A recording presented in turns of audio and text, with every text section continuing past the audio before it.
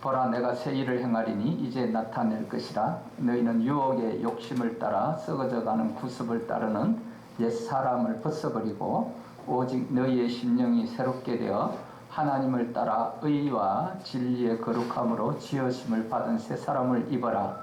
그런즉 누구든지 그리스도 안에 있으면 새로운 피조물이라. 이전 것은 지나갔으니 보라, 새 것이 되었도다. 새 계명을 너희에게 주노니 서로 사랑하라. 내가 너희를 사랑한 것 같이 너희도 서로 사랑하라. 좋으신 여호와 하나님 아버지 감사하고 또 감사합니다. 2023년 1월 25일 제578회 수요 유학생 선교 연합 기도회로 신촌 우리 성결교회에서 함께 예배를 드릴 수 있고 또 함께 기도할 수 있고 찬양할 수 있도록 주님께서 허락하여 주심을 감사합니다. 오늘 또 이 예배를 통하여 또 순서를 맡으신 우리 찬양 인도하신 우리 이진섭 목사님, 그리고 또 우리 찬양팀과 또 우리 대표 기도를 하신 한재혁 우리 형제님에게도, 그리고 또 이후에 있는 순서를 맡으신 모든 분들에게 주님 또 축복하여 주시고 감사를 올려드립니다. 이제 수요 유학생 선교 연합회 기도회를 통하여서 이 부족한 종을 또 새해 또 설날 명절 이후에 또 이렇게 첫 예배를 올려드리도록 허락하여 주심을 감사합니다. 이 시간 하나님의 말씀을 그 메시지를 전할 때에 오직 여호와 말씀만을 전할 수 있도록 주님께서 성령으로 기름 부어 주시고 함께하여 주시옵소서. 거룩하신 우리 주 예수 그리스도의 이름으로 감사하며 기도드립니다. 아멘. 할렐루야. 감사합니다. 하나님은 당신을 사랑하십니다. 아멘. 지난 주간은 우리나라의 고유의 명절인 설날이었습니다. 여러분들은 어떻게 지내셨습니까? 지난 그 몇 년간은 코로나19로 인하여 초유의 또 전염병인 감염병으로 인하여서 가족들이 함께 모일 수가 없었으나 올해는 다행히도 이동 간에 불편함이 없도록 고속도로 또 통행료도 무료로 또 나라에서 또 해주셔가지고 많은 사람들이 코로나 예전에 비해서는 더 많은 사람들이 오고 갈 수 있게 되었던 것 같습니다. 그럼에도 불구하고 고속도로는 정체되고 지체되는 것을 우리가 TV 화면을 통해서 볼 수가 있었습니다. 여러분들은 명절을 어떻게 보내셨습니까? 우리 다 같이 서로 인사 한번 나누겠습니다. 새해 복 많이 받으세요.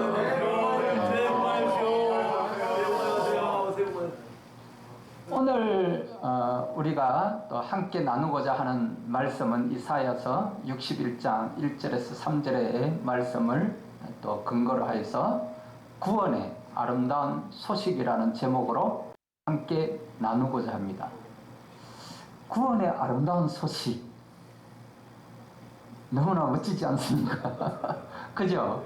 구원의 아름다운 소식. 그 제목만 가지고도 마음에 막 뭉클한 감동이 와야 하지 않겠습니까? 그죠? 구원이라는 게 뭐냐? 우리가 구원의 아름다운 소식이라고 구원에 대한 거를 우리가 많이 이야기를 하는데, 그 구원이란 뭐냐? 사전적으로 이렇게 찾아봤더니 사전적 의미는 일반적으로 어떤 위험한 상황에서 구출되거나 또 속박에서 해방된다는 뜻으로 이렇게 사용되고 있어요. 그러나 신학적 의미로는 하나님의 자녀가 되는 것, 또는 죄에서 자유롭게 되는 것, 그러니까 죄사함을 받는 것, 이것을 우리는 구원이라고 이렇게 이야기를 합니다. 그렇다면 아름다운 소식이란 어떤 게 아름다운 소식일까? 기쁜 소식 또는 좋은 소식, 그러죠?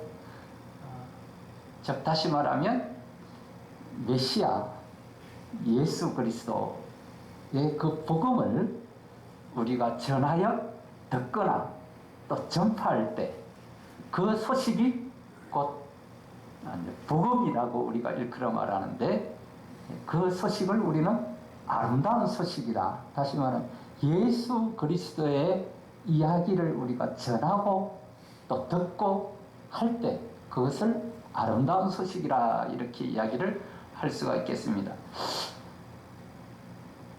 죄에서 자유롭게 된다는 것, 즉 구원은 죄사함을 받는 것으로 오직 예수 그리스도를 믿음으로 말미암아 예수 그리스도를 우리가 영접함으로 죄사함을 받고 구원에 이르게 된다는 것입니다.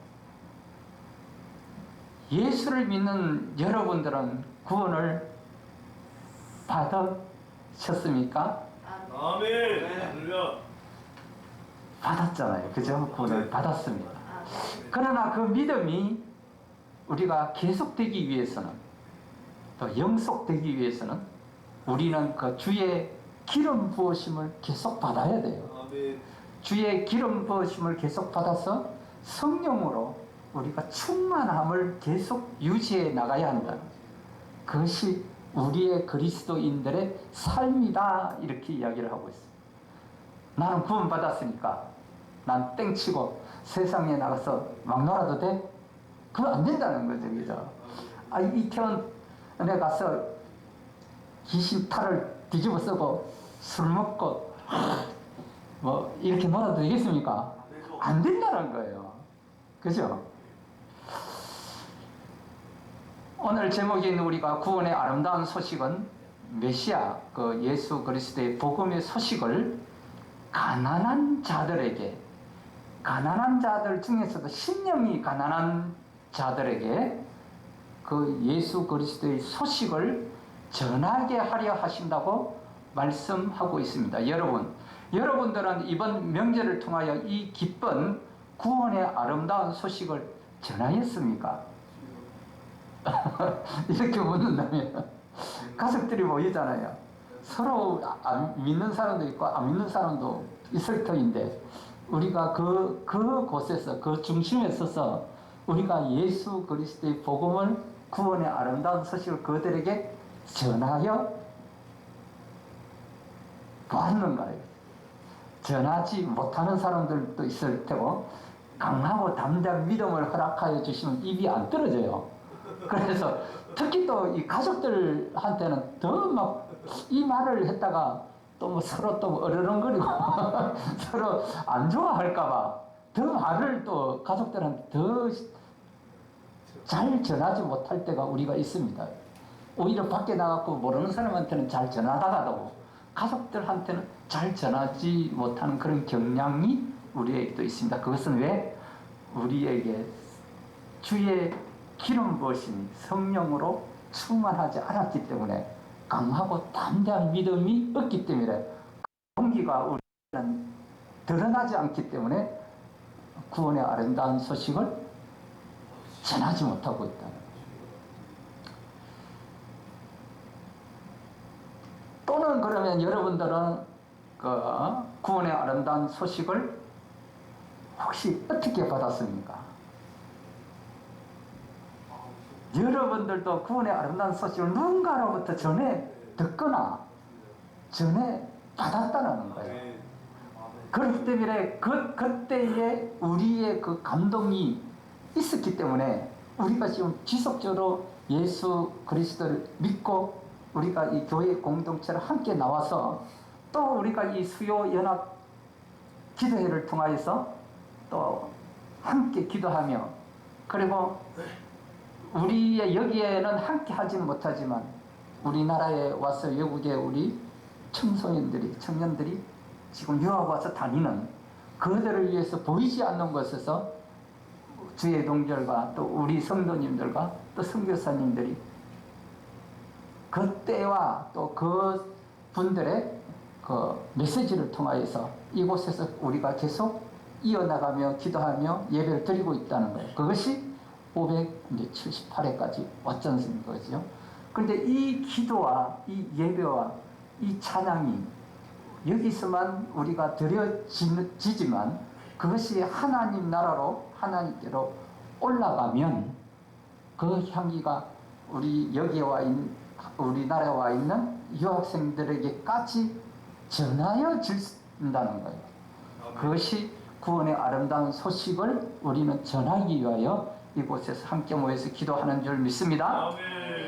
본문은 이 땅에 육을 입고 오신 메시아께 하나님의 신이, 하나님의 영이, 즉 다시 말하면 성령이 임하셔서 메시아의 사역을 온전히 감당케 하신다는 사실을 예언하고 있습니다. 오늘날 우리는 이러한 예언이 우리에게 완전하게 이루어진 것을 보고 있고, 또 이러한 성령의 역사가 예수 믿는 자들을 통하여서 동일하게 임하고 있음도 우리가 보고 있다는 거예요. 그죠? 수많은 우리 목사님들을 통해서, 선교사님들을 통해서 2000년 전에 예수님이 하셨던 그 사역이 지금도 일어나고 있다는 거예요. 오늘날 이 시대에 또 교회를 다니고 예수를 믿는 자들이 성령으로 시작하였다가 육으로 마치고 있는 자들을 우리가 또 곰곰이 또 볼 수가 있는데, 오늘 이 시간에 우리는 다시 한번 하나님의 약속하신 그 성령에 대해서 깊이 깨닫고, 예수와 함께 하셨던 성령이 우리와도 세상 끝날까지 함께 하시기를 축원합니다. 오늘 본문 말씀에 주 여호와의 영이, 성령이 내게 임하였으니 이는 여호와께서 내게 기름을 부어사 가난한 자에게 아름다운 소식을 전하게 하려 하심이라. 여기서 우리가 이야기하는 가난한 자는 소망이 없는 포로된 그 이스라엘 그 백성들을 가리키고 있어요. 이 당시에는. 그러나 마태복음 5장 그 3절에 예수님께서 이렇게 기록하고 있어요. 오직 하나님이 보내실 그 메시아를 고대하며 사는 심령이 가난한 자를 가리키고 있다는 것. 심령이 가난한 자는 천국에 가까이 있느니라. 이제 나를 보내사, 또 메시아, 또 당신은 이사야 선지자가 이것을 기록하였으니까 이사야 선지자 또는 예수 그리스도를 보내사, 이건 예언의 말씀으로 예수 그리스도를 보내사, 이 말씀의 첫 번째 의미는 마음이 상한 자를 고친다는 거예요. 마음이 상한 자를 고치며, 두 번째로 포로된 자에게 자유를 주시는 거예요. 1차적으로는 이 당시에는 포로 기환을 이야기하나, 더 나아가서는 죄와 죽음으로부터의 구원을 예언하고 있다는 것입니다. 또한 이 본 표현은 희연의 때에 모든 종된 자에게 선포되는 자유를 동시에 말씀하고 있다는 것입니다. 세 번째로는 갇힌 자에게 노임을 선포하며 이렇게 이야기를 하고 있어요. 이 원문상으로는 갇힌 자의 감옥문을 여는 것이다, 이제 이렇게 이야기를 하고 있는데, 죄와 사망의 꿀부로부터의 해방, 또 혹은 영적으로 소경되었던 자가 영의 눈을 뜨는 것을 가리킨다, 이렇게 이야기를 하고 있습니다. 그런데 여기에 누가복음 4장 18절에는 본절에는 없는 이 문구가 다 들어가 있어요. 눈 먼 자에게 다시 보게 함을, 이란 구절을 첨가함으로써 후자의 뜻을 뒷받침하고 있다는 거예요. 그래, 영적으로 소경되었던 자가 영의 눈을 뜨는 것을 가리키는 것을 뒷받침하고 있다라는 것입니다. 그렇습니다. 성자 하나님이신 예수도 육을 입고 오신 후로는 성령이 임하셔야만 하나님의 일을 감당할 수 있었다는 거예요. 그 예수님께서 성자로 오셨지만 30살까지 살아갈 동안에는 하나님의 사역을 하지 않았어요. 그냥 일반 우리처럼 살아가시다가 세례 요한으로부터 세례를 받고 성령이 임하심으로 그때로부터 예수님께서 하나님의 사역을 하셨다는 거예요. 그와 마찬가지로 예수님도 주의 영이, 하나님의 영이 기름 부으심을 받고 성령이 임하심으로 말미암아 하나님의 사역을 했는데, 우리가 지금 우리도 그 주의 기름 부으시니까 성령의 충만함이 없다면 한 발자국도 앞에 나가서 우리가 전도할 수가 없어요. 그런데 우리가 막 기도하고 성령으로 충만해 있으면 그때는 우리가 밖에 나가잖아요. 전도하러 나가잖아요. 이미 하나님께서 예비해 주셨어. 나가가지고 툭 건들면 있잖아요. 그 사람이 예전에 교회를 다니다가 지금은 안 다니는 사람이에요. 그래서 지금은 마음이 공고해 있어. 그래서 예수 그리스도의 이 구원의 아름다운 소식을 다시 그 사람이 듣게 되면 그때는 막 눈물을 팍팍 흘려요. 그러면서 자기 죄를 회개하고 다음 주부터 교회에 나가겠습니다. 이 말을 하게 되는 거거든요. 그래서 우리는 항상 주의 하나님의 영으로 기름 부음을 받고 성령으로 충만해 있어야 한다는 것입니다. 하물며 인간들이 하나님의 일을 한다는 것은 참으로 무서운 일인 것입니다. 자기 의로 한다는 것은 정말 무서운 일이라는 거예요. 성령님과 함께하지 않고 자기 의로 하게 된다면 그거는 하나님과 관계없는 일이라는 거예요. 결국에는 그 사람들은 이상한 것으로 빠져들어요. 그래서 하나님의 이름을 팔았어. 예수께서 세례 요한에게 세례를 받으실 때 하늘이 열리고 성령이 비둘기같이 임하셨다고 기록하고 있습니다. 그리고 비로소 예수님께서 하나님의 사역이 시작되었다고 기록하고 있는 것입니다. 예수께서 그 성령이 임하신 후 가장 먼저 시작하신 사역이 가난한 자에게 아름다운 소식을 전하게 하려 하심이라고, 이 아름다운 소식이 또 복된 소식인 즉 복음인 줄 믿으시기 바랍니다. 이제 누구든지 예수를 믿는 자는 영생을 얻을 수 있다는 이 구원의 아름다운 소식만큼 더 기쁜 소식이 어디 있겠습니까? 누구든지 예수를 믿기만 하면 구원을 받을 수 있습니다. 그러나 잘 믿어야 돼요.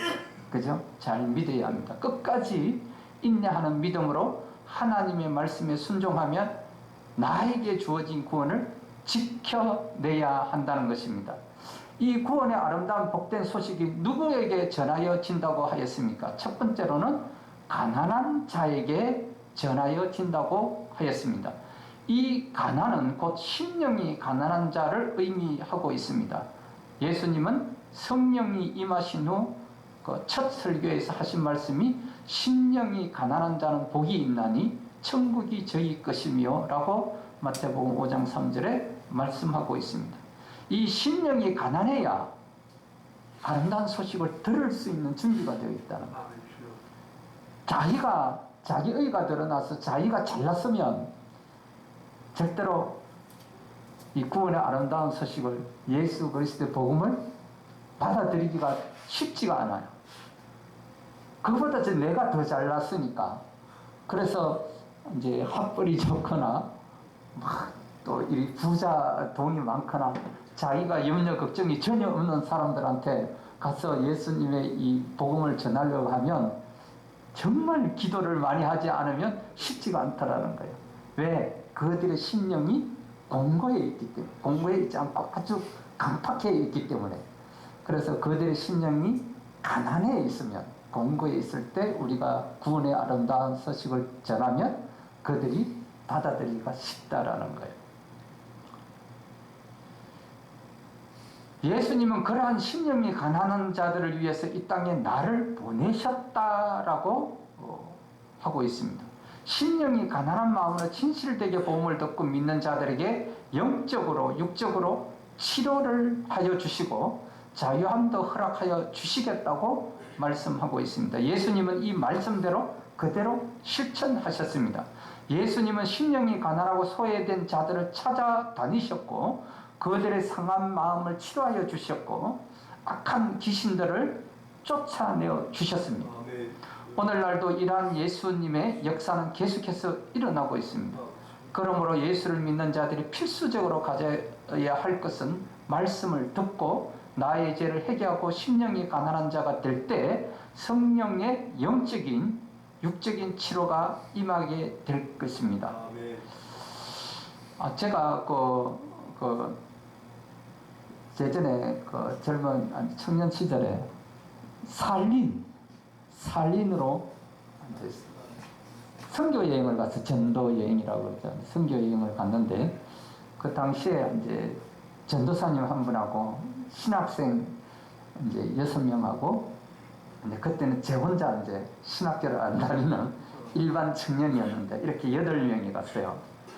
가서 이제 러시아를 이렇게 그 살린에 갔는데 살린에 갔는데 그 하나님께서 그때 사용하실 때 전도사님도 아니고 신학생도 아니고 이 쓸모없는 이 일반 청년 형제죠. 이제 나는 뭐 그때 당시에 이제 뭐 그런데 이 쓸모없는 그 청년을 사용하여서 그때 일을 하시더라고요.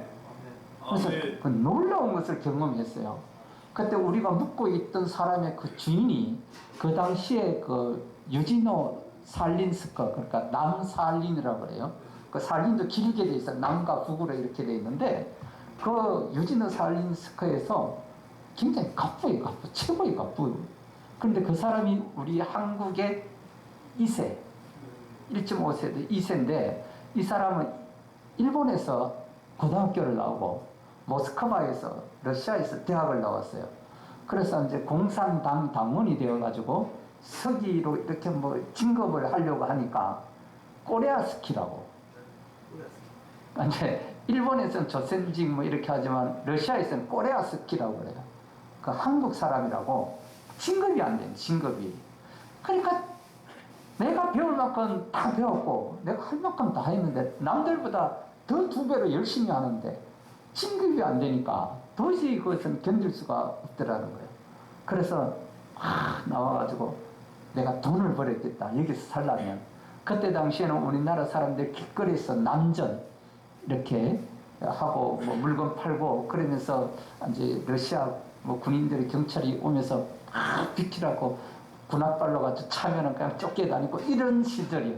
그러니까 그런 거를 보고 자랐으니까 야, 아무리 우리가 이 러시아 민족이 아니고 저 한반도에서 왔다고 하더라도 이렇게 천대를 할 수가 있느냐.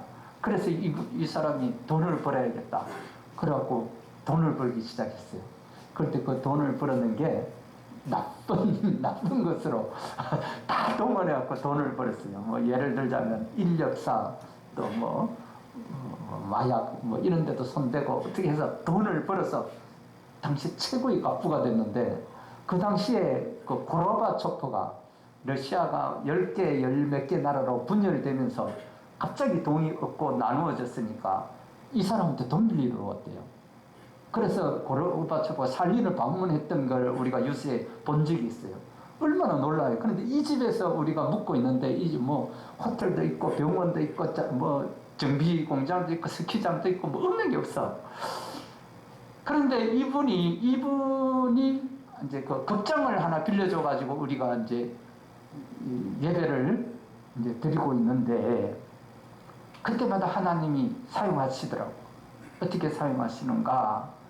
이제 전도하는 방법이라든가 뭐 여러 가지 형태를 가지고 보여주시는데 그때 저를 통해서 있잖아요. 러시아어를 통역하게 만들더라고. 이거 말이 됩니까? 말이 안 되잖아요. 근데 말이 안 돼. 그런데 가기 전에 제가 이제 중앙일보 기자한테서 빌려가지고 러시아를 한 3개월 정도 뭐 공부는 하고 가기는 했어요. 그런데 다른 사람은 준비를 안 했죠. 그런데 그나마도 저는 조금 준비를 했기 때문에 하나님께서 저를 통해서 그걸 사용하시더라고. 근데 그 낮에 만나서 전도제 나갔다가 저녁에 오라고 하면 만났던 사람들이 저녁에 다 와요. 그 놀라운 일이 일어나더라고. 그리고 나서 우리가 돌아왔는데 돌아오기 전에 그 금요일 날 저녁에 이 주인이 우리가 계속 2주 동안 있으면서 계속 금면을 했지 않습니까? 그런데 자기는 예수님이 그 싫어하는 일만 자기가 해서 돈을 벌었다는 거예요. 그래서 도저히 가서 예배를 드릴 수가 없다는 거예요. 그러면서 일주일 지나고 나니까 날마다 아침에 머리가 아프다고 그래요. 막 머리가 그렇게 뽀개진다고 그러더라고. 그러다가 그 며칠이 지나고 나서 이제 그 금요일 저녁 예배를 드릴 때 철야 예배를 드리자는 순복음 오셨는데 그때 막 눈물을 흘리면서 코 범벅이 되면서 막 구불고 난리가 났어요. 쓰러져 가지고. 그때 하나님께서 만지시고 계시고 성령님께서 만지시고 계셨다는 거예요. 그리고 나서 우리가 돌아왔는데 그분이 그곳에서 예수를 믿고 그 극장을 사가지고 교회로 세우셨다는 거예요. 얼마나 놀라웠는지 모르겠습니다. 둘째로 예수로 인해 은혜의 날과 보복의 날이 선포될 것이라는 것입니다. 2절에 보니까 여호와의 은혜의 해와 우리 하나님의 보복의 날을 선포하여 모든 슬픈 자를 위로하되 여호와의 그 은혜의 해, 여호와의 기뻐하시는 해, 이것은 나팔이 울리고 온 이스라엘 땅의 자유가 선포되었던 희연의 때를 가리키고 있습니다. 메시아의 그 도래의 때는 온 세계 인류를 죄의 노예로부터 해방시키는 은혜의 때, 지금은 은혜 받을 만한 때요 구원의 날이로다라고 고린도서 6장 2절에 말씀하고 있습니다. 하나님의 그 보복의 날은 1차적으로 바벨론으로부터 포로 귀환의 날을 가리키고 있어요. 이 당시는 이는 이스라엘에게 은혜의 해가 되는 때가 그 대적에게는 심판의 때가 된다는 것을 암시하고 있습니다. 이를 역으로 말하면 마지막 심판날에 하나님이 대적들을 멸하시는 보응은 곧 성도들에게는 영광을 얻는 결과를 가져온다는 것입니다. 예수님이 이 땅에 육을 입고 오신 것을 하나님 아버지의 크신 은혜입니다. 사탄의 종이 되어 죄로 인해 죽을 수밖에 없는 인간들을 위해 십자가에서 온몸에 물과 피를 흘리시고 죽으신 예수님으로 인해 지금은 은혜의 시대인 것입니다. 에베소서 2장 8절에 보니까 너희가 그 은혜를 인하여 믿음으로 말미암아 구원을 얻었나니 이것이 너희에게서 난 것이 아니요 하나님의 선물이다라고 말씀하고 있습니다. 여러분, 이 은혜의 시대가 언제까지 계속될 것이라고 보십니까? 언제일지는 우리가 알 수 없지만 분명한 것은 이 은혜의 시대가 끝나고 심판의 날이, 보복의 날이 올 것이라는 것입니다. 십자가의 대속의 은혜, 말씀의 은혜, 하나님의 크신 사랑의 은혜를 받는 것은 중요합니다. 그러나 받기만 하고 그 은혜를 사용할 줄, 다시 말하면 나눌 줄 모른다면 얼마 못 가서 타락하고 만다는 사실을 우리는 깨달아야 할 것입니다. 하나님의 은혜만 추구하는 어린아이 신앙에서 이제 벗어나 장성한 자들이 되어서 하나님의 무서운 심판의 날을 당하지 않기를 간절히 바랍니다. 셋째로 예수님은 택한 자들을 하나님의 영광을 나타낼 자들로 성장시키기를 원하십니다. 3절을 보니까 무릇 시온에서 슬퍼하는 자에게 하나님의 영광은 하관을 주어 그 죄를 대신하며 기쁨의 기름으로 그 슬픔을 대신하며 찬송의 옷으로 그 근심을 대신하시고 그들이 의의 나무 곧 여호와의 심으신 바 그 영광을 나타낼 자라 일컬음을 받게 하려 하심이라라고 말씀하고 있습니다. 이제 여호와의 구원과 은혜의 때가 이르면 슬픔의 표로 뒤집어 썼던 죄를 털어내고 대신 아름다운 화관을 쓰고 기쁨을 누리게 될 것입니다. 찬송과 감사를 드리며 은혜로 말미암아 회복되어 굳건한 믿음 안에서 하나님께 영광을 돌릴 주의 백성을 가리키고 있는 것입니다. 그들이 그렇게 변할 수 있는 것은 정원사가 나무를 심듯이 포도원 지기처럼 하나님이 친히 그들을 구원하여 세우셨기 때문인 것입니다. 하나님의 영광을 나타내기 위해서는 먼저 해결을 요구하고 있는 것입니다. 시온에서 슬퍼하는 자에게 예루살렘 하나님의 성전에서 죄를 뿌리며 회개하는 자에게 하관 즉 영광의 면류관을 대신할 것이며 마음이 슬퍼하는 그 심령에 희락의 기쁨을 주시겠다는 것입니다. 또한 자신의 죄로 인해 근심하며 마음이 상한 자에게 영광의 찬송의 옷을 입혀 주시겠다는 것입니다. 그렇게 회개한 자를 의의 나무로 거룩히 하시고 하나님의 영광을 나타내도록 하시겠다는 것입니다. 여러분, 해결을 할 수 있다는 것이 얼마나 큰 축복이고 얼마나 중요한 것인지 깊이 깨닫기를 바랍니다. 그러므로 예수님이 흘리신 십자가의 피가 얼마나 소중한가를 우리는 깨달아야 합니다. 아무리 자신의 죄를 깨닫고 뉘우친다고 해도 십자가의 피로 사함받지 못하면 그 죄는 여전히 남아있다는 사실을 명심하시기 바랍니다. 히브리서 9장 22절에 보니까 피 흘림이 없은즉 사함이 없느니라고 말씀하고 있기 때문입니다. 예수의 피로 죄사함을 받은 자만이 의의 거룩한 자가 될 수 있고 하나님의 영광을 나타낼 수 있다는 사실을 깨닫기를 바랍니다. 이사야서 53장 5절에 보니까 그가 찔림은 우리의 허물 때문이요 그가 상함은 우리의 죄악 때문이라. 그가 징계를 받음으로 우리는 평화를 누리고 그가 채찍에 맞음으로 우리는 나음을 받았도다 라고 말씀하고 있습니다. 요한일서 2장 2절에는 그는 우리의 죄를 위한 화목 제물이니 우리만 위할 뿐 아니요 온 세상의 죄를 위하심이라고 말씀하고 있습니다. 진실로 하나님의 택하심을 받은 자들이 되어 하나님의 영광을 나타내며 살아가는 귀하고 복된 자녀들이 다 되시기를 축원드립니다. 또한 오직 예수의 거룩함을 통해서 하나님의 나라가 확장될 것이며 그들은 하나님께 복받는 자들이 될 것입니다. 우리는 이미 예수를 통해 이러한 복을 받고 있는 자들입니다. 이러한 복이 나를 통해서 땅끝까지 전해지는 자들이 다 되시기를 간절히 축원드립니다. 오직 성령이 너희에게 임하시면 너희가 권능을 받고 예루살렘과 온 유대와 사마리아와 땅끝까지 이르러 내 증인이 되리라 하시니라. 이것이 교회를 세우신 하나님의 목적이며 우리가 감당해야 할 사명입니다. 하나님의 영이 예수께서 임하신 것은 하나님의 일을 온전히 이루시기 위함이었습니다. 오늘날 우리에게 하나님의 영이 임하는 것은 무엇을 위함입니까? 오직 예수의 증인이 되기 위함입니다.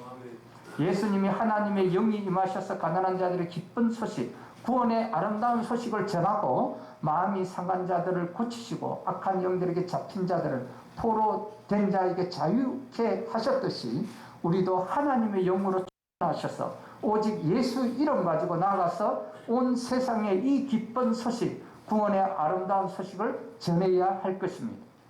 예수 이름으로 기도하며 마음이 상한 자들을 위로하여 주시고 하나님의 말씀을 선포하며 어둠의 영을 쫓아내어주는 귀한 사명을 감당해야 할 것입니다. 빌립보서 2장 10절에서 11절에 보니까 하늘에 있는 자들과 땅에 있는 자들과 땅 아래에 있는 자들로 모든 무릎을 예수의 이름에 꿇게 하시고 모든 입으로 예수 그리스도를 주라 시인하여 하나님 아버지께 영광을 돌리게 하셨노라 말씀하고 있습니다. 여러분은 언제 구원받았습니까? 여러분은 언제 구원의 아름다운 소식을 받았습니까? 저는 중학교 2학년 때 구원받았습니다. 그러나 하나님을 알지 못했습니다.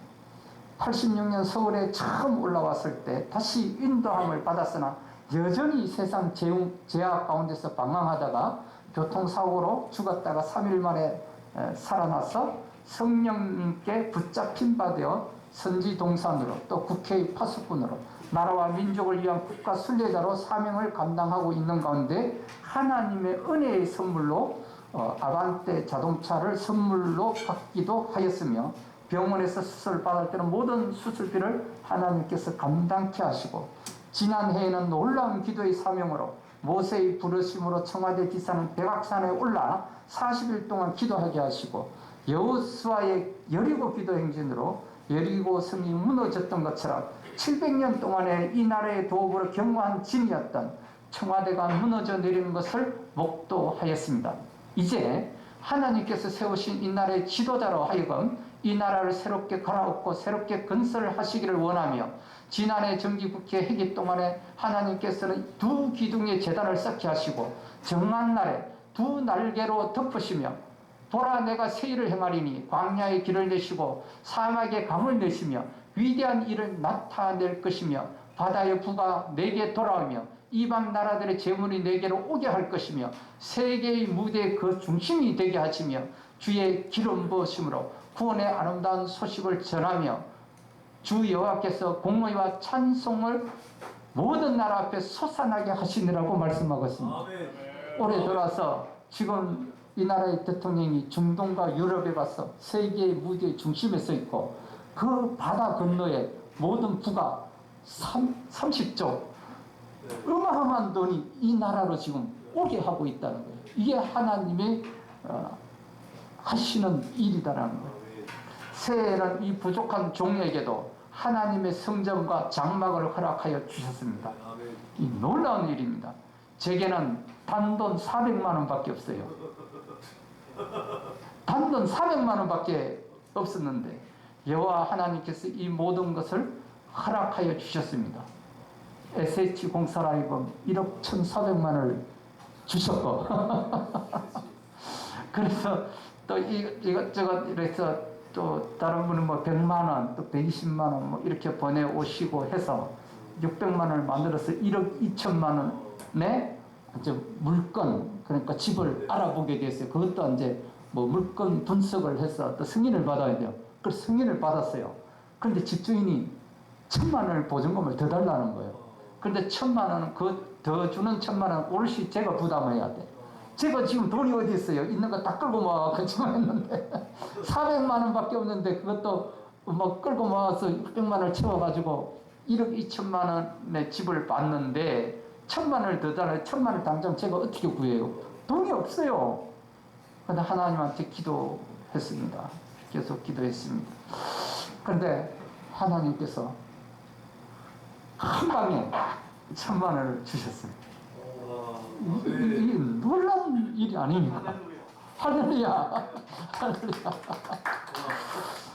그래서 제가 1월 31일 날 지금 있는 옥탑방, 지금 올해는 내가 수도가 안 늘게 하려고 애를 썼는데 오늘 아침 얼어서 버렸어요. 그래서 세수도 못해요. 그러는데 1월 31일 날 염리동으로 이사를 가는데 단독주택인데 하나님이 놀랍게도 있잖아요. 이 방 한 칸하고 거실은 내가 이제 주거하는 장막이고 딱 분리가 돼갖고 조그만 마당이 하나 있어요. 그리고 떨어져 있는 방이 하나 있는데 그거를 성전 삼아서 하나님께서 성전도 주셨다고 딱 동시에 주셨다니까요. 이게 얼마나 놀라운 일입니까? 제가 400만 원밖에 없다니까요. 400만 원밖에 없는데 하나님께서 이 놀라운 일을 하셨습니다. 아멘. 여호와 하나님께 감사와 찬양과 영광을 올려드립니다. 아멘. 할렐루야. 감사와 찬양과 영광을 다시 한번 올려드립니다. 기도하겠습니다. 좋으신 여호와 하나님, 오늘 여기 수요 유학생 연합기도회로 모이신 주의 종들과 선교사님들과 거룩한 성도들에게 또 주의 기름 부으심에 성령 충만한 한 해가 되시고 하나님의 은혜의 선물이 넘쳐나기를 우리의 생명을 구원하시고 부활하신 강명한 새벽별 되시는 거룩하신 우리 주 예수 그리스도의 이름으로 감사하며 기도드립니다. 아멘.